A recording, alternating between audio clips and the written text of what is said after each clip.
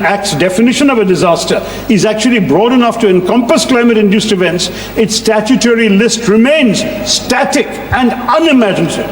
It obstinately ignores the realities that our citizens are enduring, sir. This is a dangerous oversight, as the impacts of such events, widespread loss of life, destruction of livelihoods, are no less severe than the devastation wrought by floods or earthquakes. In failing to adapt, we risk exposure to avoidable calamities. The government demonstrates its indifference to the plight of those numerous Indians who perished because of heat stroke or lost their homes and livelihoods to coastal erosion. Therefore, the NDMA needs to enhance its capacity to prevent climate change from becoming disasters, such as unprecedented landslides in Wayanad's case, heat waves and storms. Let's not forget, sir, that amongst the primary contributors to the Wayanad calamity were a host of issues, not just excessive rainfall, as the Home Minister mentioned. These were widespread deforestation, with 62% of Wayanad's forests having disappeared since 1950. Ceaseless soil erosion, made more relentless by rainwater seeping into loose topsoil, which reduces soil cohesion and contributes to landslides, and soil piping, the formation of underground tunnels because of subsurface soil erosion. I won't go on, sir, but the fact I want to say very simply is that climate change is worsening the situation, especially with more flash floods and landslips being triggered by merciless, ruthless monsoons. With the warming of the Arabian Sea creating deep cloud systems which result in brief spells of ruthlessly intense rainfall, Kerala will be yet more vulnerable to landslides. We must take stock of these facts, uncomfortable though they may be, and seek to confront them head on, Mr. Chair. Sir. Thank you. Sir, I will wrap up. I just need 2 minutes for one last point, sir.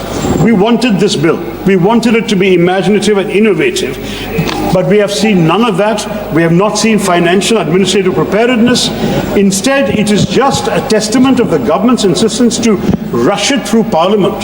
But let me ask the Honourable Minister in all earnestness, what good will bulldozing this bill through Parliament do if it cannot prevent another Wayanad? Where are the provisions for disaster prevention, like landslide mapping, coastal protection measures?